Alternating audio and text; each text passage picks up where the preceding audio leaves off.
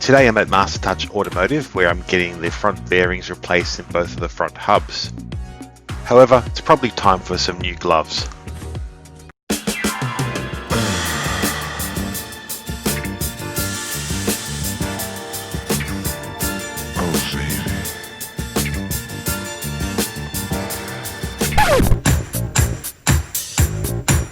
So getting the old bearings out of the old hubs just requires a 20-ton press to push them out. Once out, I had a good look at the old bearing. It's 40 years old and a little stiff, so replacing was a good idea. Now to give the old hub a good wash and a new bearing pressed in as well.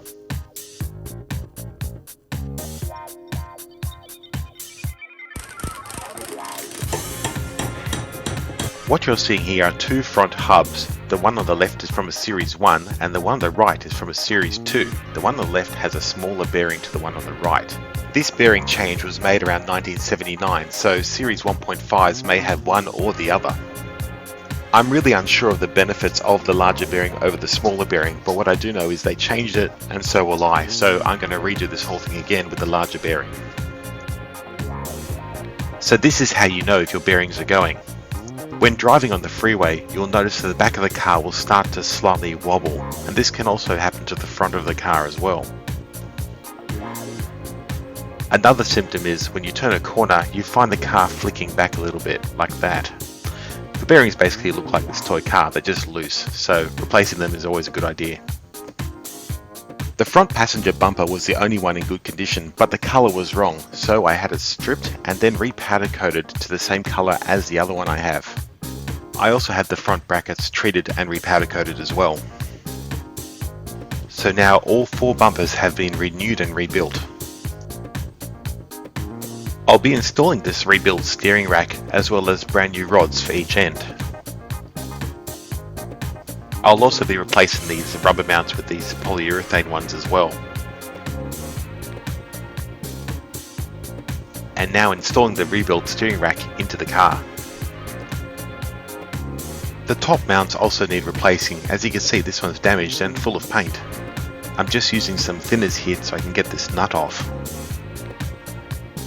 There was a lot of paint inside this mount, so I'm going to soak it in some thinners. The original top mount has a small amount of hairline cracks, so I'm going to replace it with a new one I have here. I'm going to continue to disassemble the whole thing because I want to have a look at all the pieces to make sure they're working right, but I'm also going to make a small change to the top of the strut here. This plate sits on top of the mount like so, but when you look underneath there's a small piece of plastic, like a round ring. That round ring you can replace now with a roller bearing, which is basically just a bearing that sits in place of where the plastic was, but with all the weight of the car back on top of it, it makes it a lot easier for it to turn inside the base.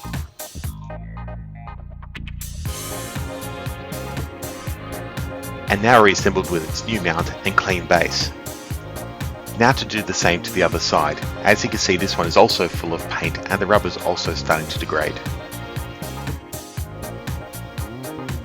I'll be replacing all the rubber bushes with polyurethane ones. The rubber one is actually not in too bad condition. Compared to the polyurethane one, it will squish down roughly to the same size. I'm using a grease that's safe with polyurethane. This will stop it squeaking and also wearing out. And now just to wiggle the arm back into place.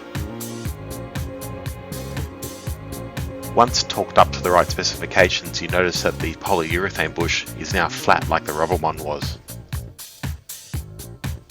And now just reinstalling the shocks that came with the car.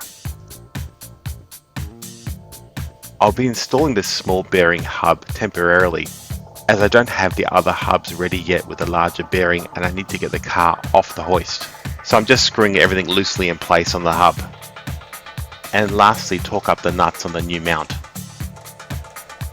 But next time, the block and the parts are back from the machinist. As always, thanks for watching.